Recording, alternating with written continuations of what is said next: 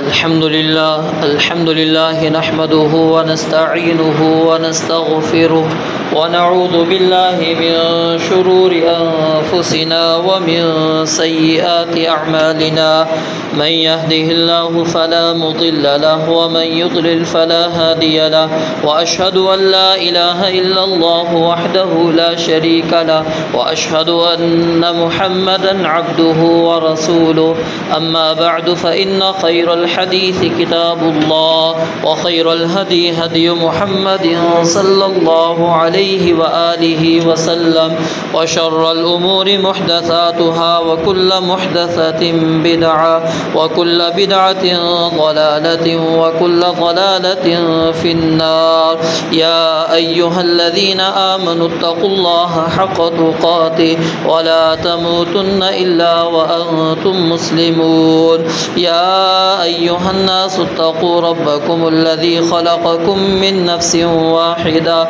وخلق منها زوجها وبث منهما رجالا كثيرا ونساء واتقوا الله الذي تساءلون به والأرحام إن الله كان عليكم رقيبا يا أيها الذين آمنوا اتقوا الله وقولوا قولا سديدا يصلح لكم أعمالكم ويغفر لكم ذنوبكم ومن يطع الله ورسوله فقد فاز فوزا عظيما اللهم صل على محمد وعلى آل محمد كما صليت على إبراهيم وعلى آل إبراهيم إنك حميد مجيد اللهم بارك على محمد وعلى آل محمد كما باركت على إبراهيم وعلى آل إبراهيم إنك حميد مجيد قال الله تبارك وتعالى في القرآن المجيد فأعوذ بالله السميع العليم من الشيطان الرجيم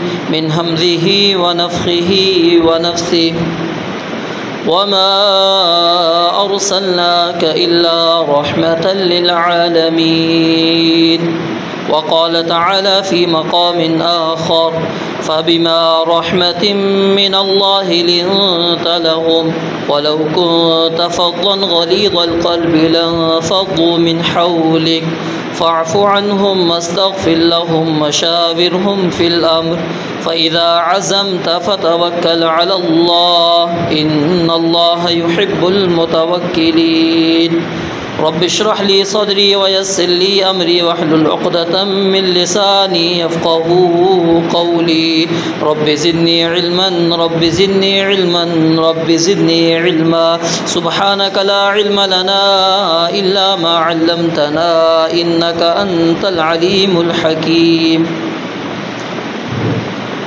ہر قسم کی حمد و ثنا تعریفات توصیفات تحمیدات تمجیدات تقدیسات کے پاکیزہ کلمات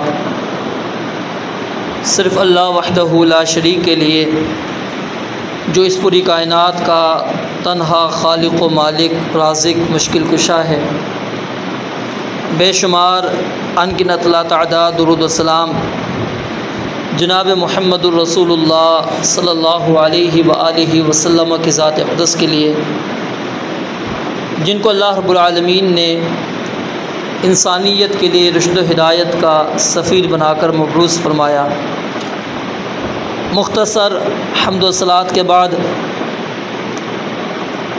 آج آپ علیہ الصلاۃ والسلام کی سیرت کا ایک اہم ترین حصہ کہ آپ علیہ الصلاۃ والسلام رحیم تھے آپ مہربان تھے شفیق تھے اور یہ رحمت آپ کی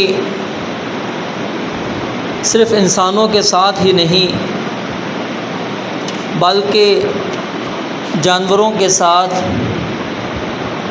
جمادات کے ساتھ الغرض ہر مخلوق کے ساتھ آپ کی ایک رحمت تھی شفقت تھی اور اللہ رب العالمین نے آپ کو اس نام کے ساتھ موسوم بھی کیا ہے جیسا کہ میں نے آیت مبارکہ آپ کے سامنے تلاوت کی اس کے اندر اللہ رب العالمین فرماتے ہیں وما ارسلناک الا رحمۃ للعالمین، کہ ہم نے آپ کو تمام جہان والوں کے لیے رحمت بنا کر بھیجا ہے۔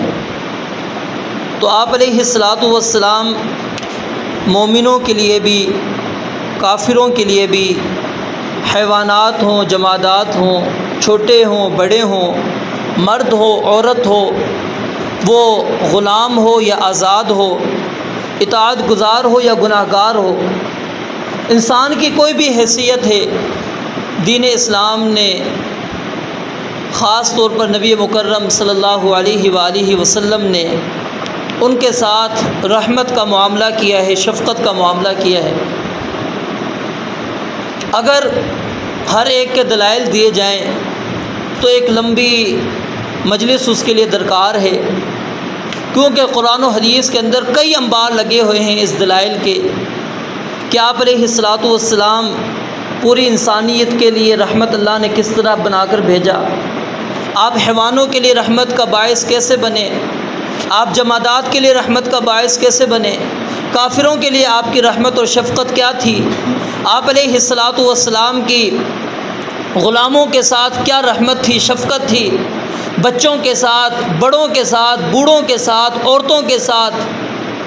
اور اس کے اندر اگر آپ حجۃ الوداع کا خطبہ دیکھیں، اس کے اندر خاص طور پہ نبی علیہ الصلاۃ والسلام نے تمام انسانیت کو برابر قرار دے دیا، اور کسی کو کسی پر کوئی اہمیت، کوئی فضیلت، برتری نبی علیہ الصلاۃ والسلام نے فرمایا کہ نہیں ہے۔ کوئی اپنے آپ کو عرب کے اندر پیدا ہونے کی وجہ سے، عربی کہلانے کی وجہ سے اپنے آپ کو افضل نہ کہلانا شروع کر دے۔ کسی کو اللہ تعالیٰ نے حسن و جمال، خوبصورتی عطا کر دی ہے، کسی کو اللہ تعالیٰ نے مال و دولت دے دیا ہے، کسی کو اللہ تعالیٰ نے آزاد بنا کر پیدا کر دیا ہے، تو وہ اپنے آپ کو فخر اور غرور کے اندر نہ لے کر آئے، بلکہ آپ علیہ الصلاۃ والسلام نے فرمایا کہ اگر اللہ کے ہاں کوئی معیار ہے وہ تقویٰ ہے، اللہ رب العالمین کا ڈر ہے، خوف ہے۔ اس بنیاد پر اللہ رب العالمین کے ہاں انسان کو مقام ملنے والا ہے۔ اور آپ علیہ الصلاۃ والسلام نے فرمایا تھا یا ایھا الناس، اے لوگو، تمہارا رب بھی ایک ہے اور تمہارے والد بھی ایک ہیں، تو اس لیے کوئی کسی کو کوئی اہمیت اور فضیلت نہیں ہے۔ اور پھر دین اسلام کی اگر ہم مزید تعلیمات کو پڑھتے ہیں تو اسلام تمام انسانوں کے مال کی حفاظت کرتا ہے، خاص طور پر جو مومن ہو، جس نے کلمہ پڑھ لیا ہے، دائرہ اسلام کے اندر داخل ہو چکا ہے، اس کے مال کی بھی حفاظت کرتا ہے، اس کی جان کی بھی حفاظت کرتا ہے، اس کے خون کی بھی، اس کی عزت کی بھی حفاظت کرتا ہے۔ آپ علیہ الصلاۃ والسلام نے حجۃ الوداع کے موقع پر یہ بات بھی بیان فرمائی تھی فَإِنَّ دِمَاءَكُمْ وَأَمْوَالَكُمْ وَأَعْرَاضَكُمْ بَيْنَكُمْ حَرَامٌ، کہ تمہارے درمیان یہ تمہارے مال ہوں، تمہاری عزتیں ہوں، تمہارے خون و حرام ہیں، کس طرح کا حرمتی یومکم ھذا، جس طرح کہ آج کے دن کی حرمت ہے۔ عرفات کے میدان میں موجود ہیں، عرفہ کے دن کی اہمیت، ایک فضیلت مسلمانوں کے دلوں کے اندر موجود ہے، اور مکہ شہر کی اہمیت موجود ہے، اس کی حرمت موجود ہے، اور پھر وہ مہینہ ذی الحج کا مہینہ حرمت والا مہینہ ہے۔ یہ تینوں تشبیہات آپ علیہ الصلاۃ والسلام نے دی، اور فرمایا کہ اس طرح جس طرح اس شہر کی تم عزت کرتے ہو، اس مہینے کی عزت کرتے ہو، اس دن کی عزت کرتے ہو، اور تم پھر اس دن کی عزت کرتے ہوئے، اس مہینے کی عزت کرتے ہوئے، اس شہر کی عزت کرتے ہوئے ایک دوسرے سے دشمنیاں ہوتی ہیں، لیکن تم اس کا خون نہیں بہاتے، اس کا مال غصب نہیں کرتے، اس کی عزت پر ہاتھ نہیں ڈالتے۔ کیوں کہ نہیں، یہ حرمت والی جگہ پر موجود ہے۔ آپ نے فرمایا کہ تمہارے خون، تمہارے مال، تمہاری عزتیں اسی طرح تمہارے درمیان میں نے رکھ دی۔ اور پھر دین اسلام نے ہر ایک کے حقوق کو برابر کر دیا، ایک دوسرے پر فخر کی بالکل ممانعت اختیار کروا دی، اور بلکہ اگر کوئی بندہ اپنے حسب پر، اپنے نسب کے اوپر، اپنے خاندان کے اوپر فخر کرتا ہے، آپ علیہ الصلاۃ والسلام نے اس کو گندی نالی کا جو کیڑا ہوتا ہے، جو گندگی کھاتا ہے، اس کے ساتھ آپ علیہ الصلاۃ والسلام نے اس کو تشبیہ دی، اور فرمایا کہ یہ جاہلیت والا امر ہے کہ کوئی اپنے آپ کو برتر ثابت کر دے، اپنے آپ کو اوپر لا کر کھڑا کر دے. یہ کیوں؟ آپ رحمت، کیونکہ ساری انسانیت کے لیے آپ رحمت ہیں. اگر یہ آپ مساوات قائم نہ کرتے تو پھر کس طرح برتری ہوتی؟ کس طرح بتائیں؟ ایک غلام تھا، اس کے اوپر آقا موجود ہے، مالک موجود ہے، وہ اس پر ظلم اور زیادتی کرتا کیونکہ اس کو ہم نے نیچے رکھ دیا. عرب کو اگر فضیلت زیادہ دے دی جاتی، اجمی کو کم ہوتی، عرب اس کے اوپر ظلم کرتا، زیادتی کرتا. لیکن نبی علیہ السلام نے سب کے حقوق برابر کر دیے. کسی کالے کو گورے کے اوپر، کسی گورے کو کالے کے اوپر، کسی سفید کو کسی کے اوپر کوئی فضیلت نہیں. تمام کے حقوق دین اسلام نے بیان کر دیے. اور پھر آپ علیہ السلام نے ہر ایک کی ساتھ شفقت کا معاملہ کر کے بھی ہمیں دکھایا. اگر نبی علیہ السلام کی زندگی کے اس لمحے کو دیکھیں کہ بچوں کے ساتھ آپ کا رویہ کیا تھا. ایک تو آپ کے خادم ہیں، خاص خادم، 10 سال آپ علیہ السلام کی خدمت کی ہے سیدنا انس رضی اللہ تعالیٰ عنہ نے. اب 10 سال کا جو عرصہ ہے، انسان کے اوپر حالات 10 سال ایک جیسے نہیں رہتے. کبھی انسان غمی میں ہوتا ہے، کبھی خوشی میں ہوتا ہے، کبھی غصے کے اندر بھی ہوتا ہے. انسان کے اوپر اتار چڑھاؤ آتے رہتے ہیں. لیکن اٹھا کے دیکھیے نبی علیہ السلام کی 10 سالہ زندگی کو سیدنا انس ایک چھوٹے بچے کی حیثیت سے جو آپ علیہ السلام کی زندگی کو ہمارے سامنے، امت کے سامنے پیش کر رہے ہیں. وہ کیا ہے کہ نبی علیہ السلام نے کبھی مجھے ڈانٹا تک بھی نہیں.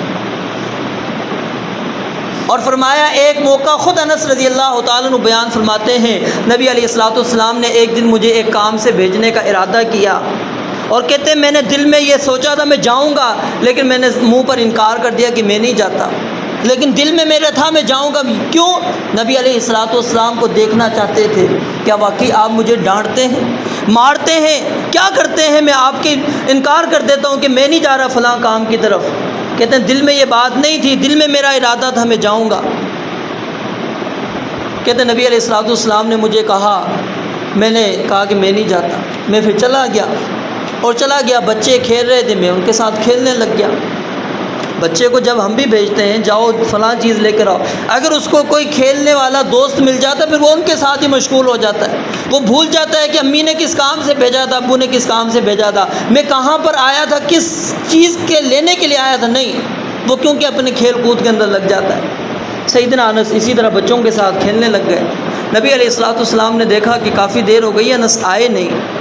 آپ پیچھے آ گئے، اب کھیل رہے ہیں بچوں کے ساتھ، آپ گدی سے پکڑتے ہیں. اور کہتے ہیں پھر میں نے مڑ کے دیکھا تو نبی علیہ السلام تھے. اور کہتے ہیں میں نے آپ کے چہرے مبارک کو دیکھا تو مجھے کوئی اس کے اوپر غصہ نام کی چیز نظر نہیں آئی، کوئی تیور چڑھے ہوئے نظر نہیں آئے. نبی علیہ السلام نے مجھ سے پوچھا کہ انس گئے نہیں کام پر؟ کہا کہ میں بھی جاتا ہوں. بس کچھ نہیں کہا نبی علیہ السلام نے کہ انس میں نے تمہیں کام سے بھیجا تھا، تم کیوں یہاں پر کھیلنے لگے ہو؟ یہ بچوں کے ساتھ آپ علیہ السلام کی رحمت ہے، شفقت ہے. ایک موقع پر آپ اپنے نواسے سیدنا حسن یا سیدنا حسین رضی اللہ تعالیٰ عنہ کو بوسہ دے رہے ہیں، آپ اس سے پیار کر رہے ہیں. ایک صحابی اقرا بن حابس تمیمی کہتا ہے میرے 10 بچے ہیں، آج تک میں نے کبھی تو ان کو پیار نہیں کیا، میں نے تو کبھی بوسہ نہیں دیا ان کو. نبی علیہ السلام نے فرمایا کہ اگر اللہ تعالیٰ نے تمہارے دل سے رحمت کو چھین لیا ہے تو میں کیا کر سکتا ہوں. یعنی تم اپنے بچوں پر بھی پیار نہیں دکھا پا رہے، اپنے بچوں کے ساتھ بھی تم شفقت کے ساتھ نہیں پیش آ رہے، ان کو بوسہ نہیں دے رہے، تو پھر یہ سمجھ لو کہ اللہ تعالیٰ نے تمہارے دلوں سے رحمت اور شفقت کو چھین لیا. نبی علیہ السلام خطبہ ارشاد فرما رہے ہیں، سیدنا حسن و حسین آ رہے ہیں. بڑا مشہور واقعہ آپ نے سنا، سرخ انہوں نے حلہ جبہ پہنا ہوا ہے، چھوٹے بچے ہیں، لڑکھڑاتے ہیں، گر جاتے ہیں. آپ اپنے واز کو چھوڑتے ہیں، اترتے ہیں، بچوں کو پکڑتے ہیں، بٹھا دیتے ہیں پاس. یہ کیا ہے؟ آپ کی شفقت ہے. امامہ بنت زینب رضی اللہ تعالیٰ عنہ آپ کی نواسی ہیں، والدہ کام کے اندر کچھ مصروف ہیں ان کی. نبی علیہ السلام نماز کا ٹائم ہوتا ہے، امامہ کو ساتھ لے آتے ہیں مسجد کے اندر اور آپ اٹھا کر نماز پڑھا رہے ہیں. سیدہ امامہ کو اٹھایا ہوا ہے، آپ نماز پڑھا رہے ہیں، جب آپ رکوع میں جاتے سجدے میں جاتے ان کو نیچے بٹھا لیتے اور جب کھڑے ہوتے دوبارہ ان کو اٹھا لیا کرتے تھے۔ آج ہم تو کہتے ہیں جی نماز کے اندر تھوڑی سی بھی آپ کے عمل کثیر ہو گیا، تھوڑا سا بھی آپ ہل گئے آپ کی نماز باطل۔ بچے کو آپ اٹھا کے نماز پڑھیں گے اور خاص طور پہ لڑکی کو، اوہو آپ کی نماز ہی چلی گئی۔ نبی مکرم علیہ الصلوۃ والسلام نماز پڑھا رہے ہیں، امام ہیں، اور آپ نے بچی کو اٹھایا ہوا ہے۔ بچی کو خاص طور پہ اس لیے کہہ رہا ہوں کیونکہ جا کے فقہ کی کتابوں کے اندر پڑھے، انہوں نے نماز باطل قرار دے دی ہے کہ اگر کوئی بندہ بچی کو اٹھا کر نماز پڑھتا ہے اس کی نماز باطل۔ نبی علیہ الصلوۃ والسلام کی تو نماز باطل نہیں ہوئی، آپ کے پیچھے پڑھنے والے صحابہ کی نماز تو باطل نہیں ہوئی، میری اور آپ کی نماز پتہ نہیں کیسے باطل ہو جاتی ہے۔ کیا یہ عمل کثیر نہیں ہے؟ بچے نے جب آپ نے اس کو گود میں اٹھانا ہے، اس نے کہ آرام سے بیٹھنا ہے، حرکات بھی کرنی ہے۔ آپ اس کو نیچے رکھ رہے ہیں، اٹھا رہے ہیں، کیا یہ حرکات نہیں ہیں؟ یہ حرکات کثیر ہیں، زیادہ حرکتیں آپ کی ہو رہی ہیں۔ لیکن نبی علیہ الصلوۃ والسلام نے یہ عمل کر کے امت کو یہ درس دے دیا، ایک تو شفقت، پیار، محبت، کہ بچوں کے ساتھ کس طرح پیار اور محبت کرنا ہے، حتیٰ کہ نماز کے وقت میں بھی اگر تم سمجھو کہ یہ بچہ اپنی والدہ کو پریشان کر سکتا ہے تو آپ اس کو ساتھ نماز میں لے کر آ جائیں۔ ہم تو مسجد میں نہیں آنے دیتے نا، ہمارے تو معاملات ہی کچھ اور ہیں۔ بچے شور شرابہ کریں گے، لائیں بچوں کو ساتھ میں کھڑا کریں، بٹھائیں، اپنے ساتھ کھڑا کر کے ان کو نماز پڑھائیں۔ اور نبی علیہ الصلوۃ والسلام کیا فرماتے ہیں؟ میں نماز جب پڑھانا شروع کرتا ہوں ارادہ ہوتا ہے لمبی نماز پڑھاؤں گا، آج میں صحابہ کو لمبی نماز پڑھاؤں گا۔ پیچھے بچوں کے رونے کی آواز آتی ہے، مجھے اس بات کا ڈر لگتا ہے کہ ماں کے اوپر کیا گزر رہی ہوگی، میں اپنے رکوع سجود کو، اپنے قیام کو ہلکا کر لیتا ہوں، نماز کے اندر تخفیف کر کے چھوٹی نماز پڑھا دیتا ہوں تاکہ ماں کو پریشانی نہ ہو کہ بچہ اس کا رو رہا ہے۔ یہ آپ کی کیا ہے؟ شفقت ہے، یہ رحمت ہے، آپ کی بچوں کے ساتھ پیار محبت ہے۔ اور اگر آپ کافروں کے ساتھ آپ محبت دیکھنا چاہیں، سیدنا ثمامہ بن اسال، ان کا واقعہ اٹھا کر دیکھ لیجئے۔ صحابہ اکرام اس کو پکڑ کے لے آتے ہیں، مسجد نبوی کے ستون کے ساتھ باندھ دیتے ہیں۔ 3 دن وہ مسلمانوں کے معاملات کو دیکھتا ہے، نبی علیہ الصلوۃ والسلام کے معاملات پر بھی نظر ڈلتی ہے، آپ کے اخلاق کو دیکھتا ہے، آپ کی شفقت کو دیکھتا ہے، پیار کو دیکھتا ہے۔ آپ حال و احوال بھی پوچھتے ہیں، بڑے ترش رو سختی کے ساتھ جواب دیتا ہے، کوئی پیار محبت والے جواب نہیں دیتا کہ اب باندھا ہوا ہوں، کم از کم اب تو نرمی دکھا لوں، شاید کہ نرمی کھا کر مجھے چھوڑ دیں گے۔ نہیں، پھر بھی اکڑ ہے، کیونکہ سردار تھا، سردار آرام سے تو نہیں وہ گردن جھکاتا نا اپنی۔ نبی علیہ السلام پھر بھی حال و احوال پوچھتے چلے جاتے، حال و احوال پوچھتے چلے جاتے۔ 3 دن ہوئے، نبی علیہ السلام نے صحابہ کو کہا اس کو چھوڑ دو۔ صحابہ کھول دیتے ہیں، مدینہ کے باہر جاتے ہیں، باغ کے اندر داخل ہوتے ہیں، غسل کرتے ہیں، واپس نبی علیہ السلام کے دربار میں آ جاتے ہیں۔ آپ علیہ الصلوۃ والسلام کے پاس آ کر کلمہ پڑھتے ہیں اور پھر خود بیان کرتے ہیں، سب سے بدترین نعوذ باللہ اگر مجھے چہرہ کوئی لگتا تھا کائنات کے اندر وہ آپ کا چہرہ تھا، جس کو دیکھ کر مجھے بڑا غصہ آتا تھا، سب سے مبغوض ترین چہرہ آپ کا لگتا تھا۔ لیکن آج کائنات کے اندر اگر سب سے اچھا چہرہ مجھے لگتا ہے تو وہ آپ کا چہرہ ہے، اس کے علاوہ کوئی اور چہرہ مجھے اچھا نہیں لگتا۔ سب سے بدترین دین آپ کا مجھے لگتا تھا، لیکن آج سب سے اچھا دین آپ کا دین ہے، کوئی اور دین نہیں ہے۔ اور ابھی مسلمان ہوئے چند سیکنڈ گزرے، چند منٹ گزرے ہیں، کتنا بڑا فیصلہ لیتے ہیں، غور کریں۔ کہا کہ مکہ والوں کو میں گندم دیتا تھا، آج کے بعد ایک دانہ بھی نہیں دوں گا، ایک دانہ بھی نہیں دوں گا۔ اب مکہ والوں کو، کافروں کو ایک دانہ بھی نہیں جائے گا میرا۔ کیوں؟ وہ کافر ہیں، نہ ہم مسلمان ہیں۔ یہ کیا تھا؟ آپ کی رحمت تھی، آپ کی شفقت، آپ کے پیار، آپ کی محبت کو دیکھا۔ اور پھر جب قیدی نبی علیہ الصلوۃ والسلام کے پاس کافر بن کر آتے تھے، غالباً یہ غزوہ بدر یا کسی اور جنگ کا واقعہ ہے، اس موقع پر آپ علیہ الصلوۃ والسلام نے صحابہ کو خاص طور پہ قیدیوں کے بارے میں کہا کہ ان کافر قیدیوں کے ساتھ آپ نے نرمی کا معاملہ کرنا ہے۔ اور پھر وہ خود بیان کرتے ہیں، وہ خود بیان کرتے ہیں کہ ہم نے دیکھا، ہم جس کے قیدی بنے ہوئے تھے وہ سوکھی روٹی کھا لیا کرتا تھا لیکن ہمیں اچھی چیز کھلایا کرتا تھا۔ حالانکہ چاہیے کیا تھا، خود اچھا کھاتے، قیدی کو برا کھلاتے تھے، نہیں، وہ کہتے ہیں جو اچھی چیز تھی وہ ہمارے سامنے رکھتے تھے، اور جو کم تر چیزیں ہوتی تھیں وہ صحابہ کھایا کرتے تھے۔ کس لیے کہ نبی علیہ السلام نے یہ صحابہ کو تعلیم دی کہ قیدیوں کے ساتھ آپ نے حسن سلوک کرنا ہے۔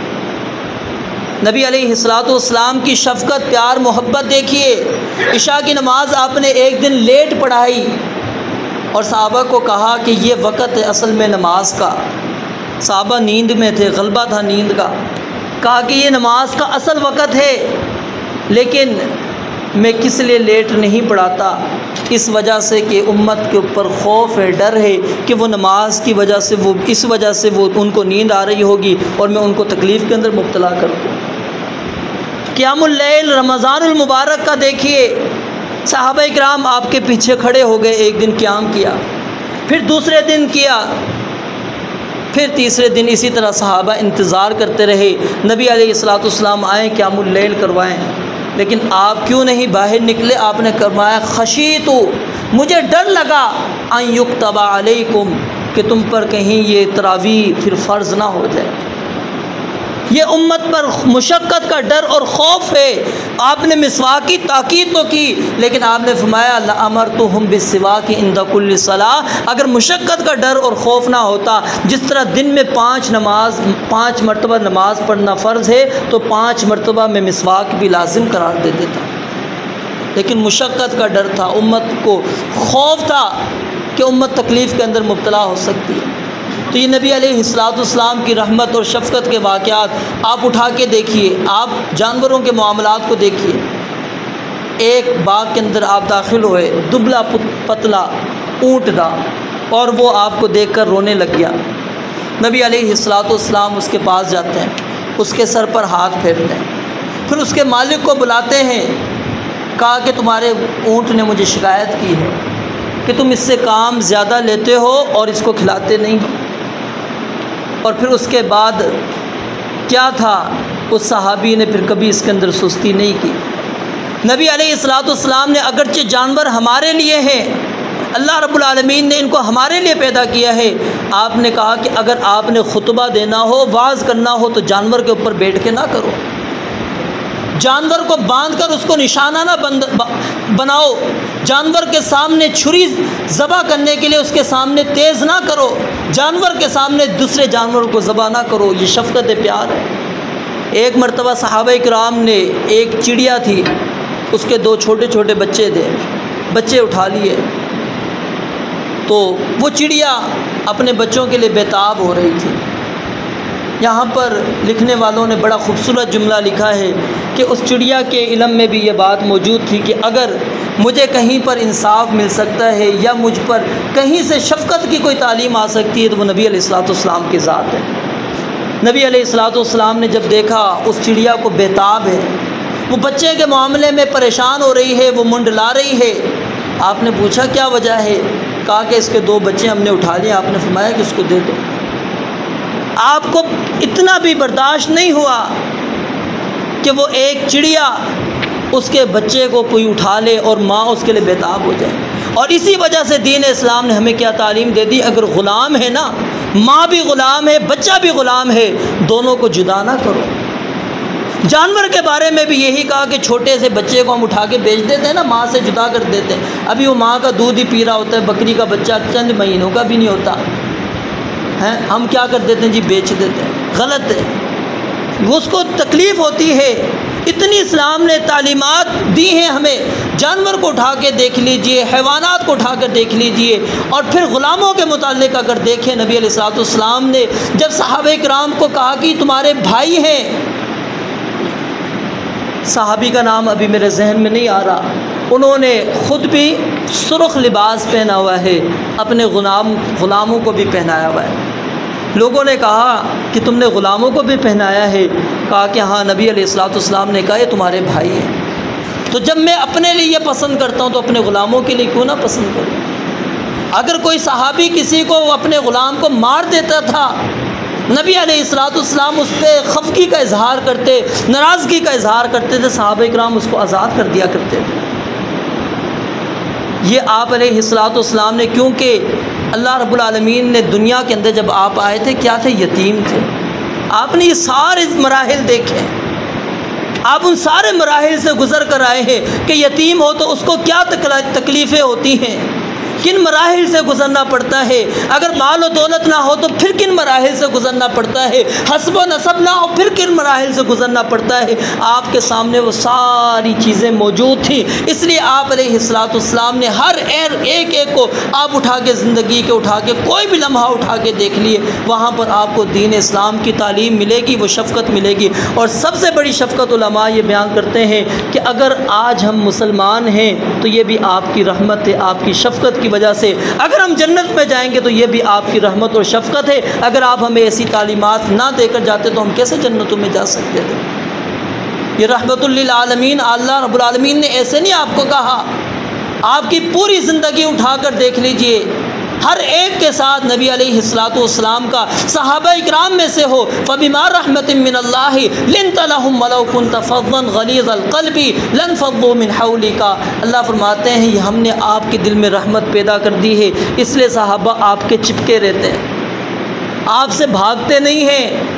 ہر صحابی یہ کہتا ہے، احادیث کا مطالعہ کر کے دیکھیں، اگر محبت کرتے ہیں نبی علیہ السلام تو ایسا نظر آئے گا ہر صحابی کہتے ہیں مجھ سے سب سے زیادہ محبت کرتے ہیں، اگر پیار کیا ہے سب سے زیادہ مجھ سے کیا ہے، شفقت کی ہے مجھ پر کی ہے، احسان کیا تو مجھ پر کیا ہے۔ ہر ایک صحابی کا یہ آپ کو ملے گا تجزیہ نبی علیہ السلام کے متعلق۔ تو میرے بھائیوں، جب نبی علیہ السلام کو اللہ تعالیٰ نے رحمت للعالمین بنا کر بھیجا تو کیا آپ کی پھر تعلیمات وہ رحمت کا باعث نہیں ہوں گی؟ کیا وہ ہمارے لیے مشقت کا باعث بن سکتی ہیں؟ 50 نمازیں اللہ نے فرض کی تھی نا، نبی علیہ السلام لا بھی سکتے تھے۔ قرۃ عینی فی الصلاۃ آپ نے کہا ہے کہ میری آنکھوں کی ٹھنڈک نماز میں ہے، آپ 50 نمازیں لے کر آ سکتے تھے، لیکن نہیں۔ کس لیے؟ امت کا ڈر، امت کے اوپر مشقت کا ڈر ہے، خوف ہے۔ ایک مرتبہ نبی علیہ السلام رو رہے ہیں، اللہ رب العالمین کو علم بھی ہے، اس کے باوجود جبریل امین علیہ السلام کو بھیجتے ہیں کہ جاؤ دیکھو کہ محمد الرسول اللہ صلی اللہ علیہ وآلہ وسلم کیوں رو رہے ہیں۔ آئے جبریل امین علیہ السلام، کہا کہ اللہ رب العالمین نے پوچھا آپ کیوں رو رہے ہیں؟ صرف ایک بات کی، امتی امتی۔ جبریل امین علیہ السلام واپس چلے جاتے ہیں اور اللہ رب العالمین کے علم میں ہے۔ اللہ رب العالمین پھر دوبارہ جبریل امین علیہ السلام کو بھیجتے ہیں، کہتے ہیں کہ جاؤ محمد الرسول اللہ صلی اللہ علیہ وسلم کو یہ جواب دے دو، انا سنرضیک، بے شک ہم آپ کو عنقریب راضی کر دیں گے، آپ کی امت کے بارے میں آپ کو غم زدہ نہیں ہونے دیں گے، آپ کو آپ کی امت کے بارے میں غم زدہ نہیں ہونے دیں گے۔ نبی علیہ السلام ہماری اتنی زیادہ پرواہ رکھنے والے، اتنی زیادہ ہمارے ساتھ شفقت رکھنے والے، اتنی شفقتوں کی وجہ سے دین اسلام کے سختی والے معاملات کے اندر، حتیٰ کہ نبی علیہ السلام کے بارے میں سیدہ عائشہ فرماتی ہیں آپ علیہ السلام کو اگر 2 معاملات میں اختیار دیا جاتا تھا، مشقت کا کام آپ کر سکتے تھے لیکن نہیں، امت کی وجہ سے آپ آسانی والے کام کو اختیار کرتے تھے۔ کیوں؟ تاکہ کل امت کے اوپر مشقت نہ ہو۔ تو میرے بھائیوں، اگر ہم رسول اللہ صلی اللہ علیہ وسلم سے واقعی محبت کرتے ہیں، آپ علیہ السلام سے ہمیں حقیقی محبت ہے، تو پھر آپ علیہ السلام کی تعلیمات پر کھڑے ہو جائیں، اور آپ کی ہر تعلیم ہمارے لیے رحمت کا باعث ہے۔ بظاہر ہمیں وہ تکلیف دہ بھی نظر آئے، یاد رکھیں وہ تکلیف دینی ہے، وہ ہمارے لیے رحمت ہے، وہ مشقت نہیں ہے، وہ آسانی ہے، اس کے اندر اللہ رب العالمین نے آپ کو آسانی والا بنا کر بھیجا ہے۔ آپ نے مشقت تکلیف والی تعلیمات ہمیں نہیں دی۔ تو نبی علیہ السلام کی رحمت اور شفقت ہمیں بھی اپنی زندگی میں اپنانی چاہیے، ان معاملات میں جن میں نبی علیہ السلام سے ہمیں ملتی ہیں ان کے اندر بھی ہمیں خاص طور پہ توجہ کرنی چاہیے، اور نبی علیہ السلام کی زندگی کا کوئی بھی لمحہ اس کو یاد رکھیں رحمت سے شفقت سے خالی نہیں ہے۔ تو وہ نبی علیہ السلام جو ہمارے لیے اتنے پریشان ہیں، اور لعلک باخع نفسک الا یکونوا مؤمنین، یہ کیفیت اللہ تعالیٰ بیان کرتے ہیں، تو ہمیں بھی چاہیے کہ ہم نبی علیہ السلام کی تعلیمات کے اوپر مکمل طور پر عمل پیرا ہوں، اور یہ عہد کریں، وعدہ کریں۔ یہ ربیع الاول آپ باہر نکل کر منانے سے کچھ نہیں ہوتا، گھنٹوں گھنٹوں آپ جلوس نکال لیں، مجالس کر لیں، نعتیں پڑھ لیں، میرے بھائیوں اس سے کچھ نہیں ہوتا۔ اصل چیز ہے کہ اس سیرت پر ہمیں کھڑا ہونا چاہیے جو نبی علیہ الصلوۃ والسلام کی، آپ کی زندگی پر آپ نے جو زندگی کی تعلیمات دی ہیں اس کے اوپر ہم کھڑے ہوں، یہ سمجھ لیں ہماری کامیابی کی ہے۔ اگر جشن منانا ہوتے، یہی تعلیمات ہوتی تو صحابہ کرام رضوان اللہ علیہم اجمعین کبھی بھی ان سے پیچھے نہ رہتے۔ وہ ہم سے زیادہ محبت کرتے تھے، ہم سے زیادہ شفقت کرنے والے تھے، پیار کرنے والے تھے نبی علیہ الصلوۃ والسلام سے۔ محبت ان المحب لمن یحب مطیع، محبت اگر پہچانی جاتی ہے تو اطاعت کے ساتھ پہچانی جاتی ہے۔ لاکھوں دعوے آپ کر لیں تو آپ کے دعوے جھوٹے ہو سکتے ہیں جب تک اطاعت نہیں ہوگی۔ اطاعت ہے تو آپ دعویٰ بھی نہیں کریں گے تو آپ کو لوگ کہیں گے یہ فلاں بندے سے محبت کرتا ہے، کیوں؟ اس کی ہر بات کو مانتا ہے۔ یہ پہچان ہے۔ اگر واقعی ہم محب رسول ہیں، نبی علیہ الصلوۃ والسلام سے ہمیں محبت ہے تو آپ کی سیرت کو اپنانا چاہیے، آپ کی تعلیمات کو اپنانا چاہیے۔ اللہ رب العالمین سے دعا ہے رب العالمین ہمیں آپ علیہ الصلوۃ والسلام کی زندگی کو نمونہ بناتے ہوئے اپنی زندگی گزارنے کی توفیق عطا فرمائے۔ وآخر دعوانا ان الحمد للہ رب العالمین۔